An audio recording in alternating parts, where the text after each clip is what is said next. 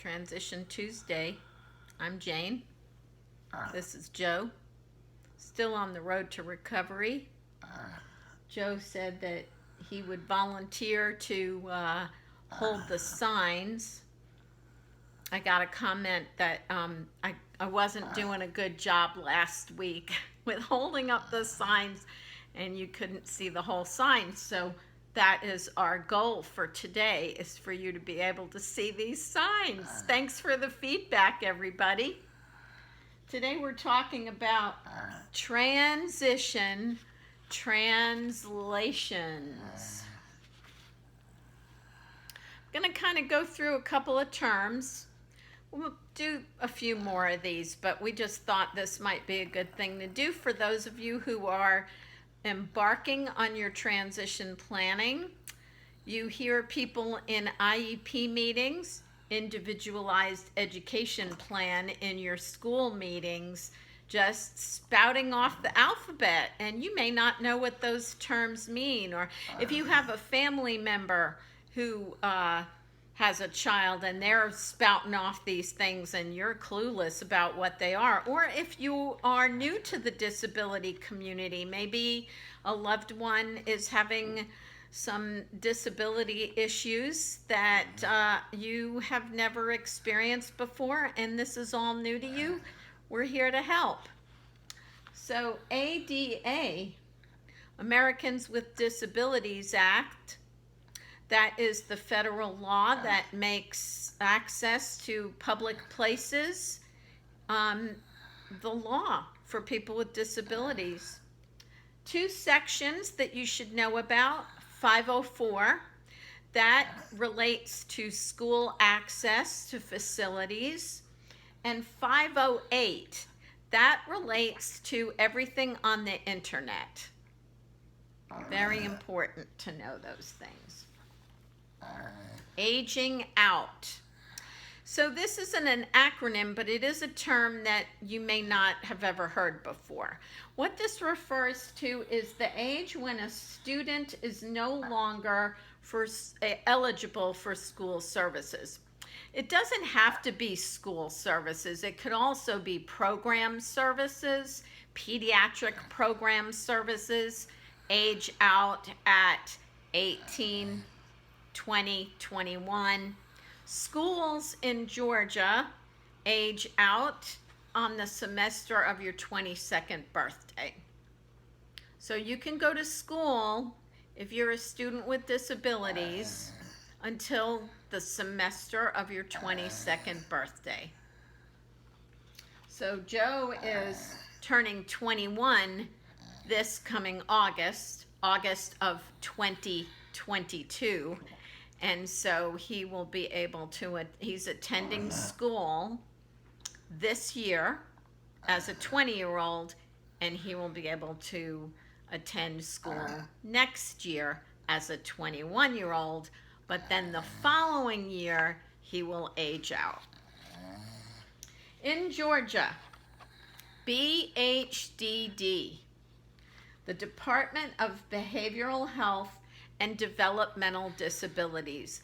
This is the agency that runs all the mental wellness programs and developmental disability programs in the state. So it's important to know who they are. Go look at their website, become familiar with that, because this is where all the services, most of the services that are not medical, not like Medicaid or Medicare or Social Security, but all those other programs come from BHDD. Community-based. So community-based are services provided in a non-institutional setting.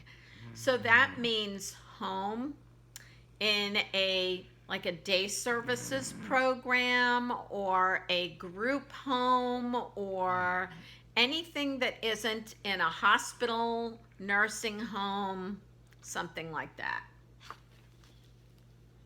So community-based is important because The goal for your transition plan is for your person to have a good quality of life in their community. I could go into the history of this, and maybe I will for another episode, but the important thing to know about this is that people with disabilities have a right to live and work and have fun and friends and recreation and religious connections, churches in their communities. They are part of the community. So community-based is a key translation for you all. GVRA. Now this is Georgia again, the Georgia Vocational Rehabilitation Agency. That's where you get job training and support for people with disabilities.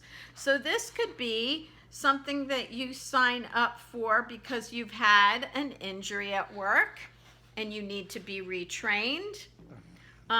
That is a little different from what Joe and people like Joe experience as GVRA services, but it's a wide range of services that are available. And I'm actually going to put a link to an upcoming parent forum about GVRA services in our Facebook page link today, so you can learn more about this. ILC, Independent Living Centers. So these are community-based, very important programs, and I have a web address here. It's silcga.org. So if you want to find out what the Center for Independent Living Center is in your area, you go to that website. I'll tell you again, www.silcga.org, and you can find out what is in your area. Mobile crisis teams.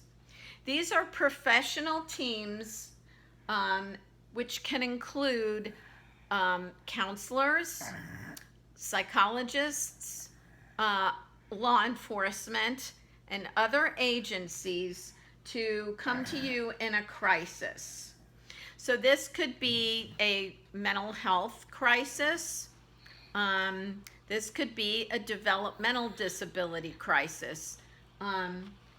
Somebody with autism is having some behavior issues which might be self-harming or might harm someone else. And these are trained professionals who can come out to wherever you are. All you have to do is make that phone call. That number is 1-800-715-4225. 1-800-715-4225. It's important to know about this. It's not something people really want to do, but in a crisis, if you have someone with a disability, you want people who know how to serve that population coming out, not just anybody. So you want specially trained people. SSI, SSDI.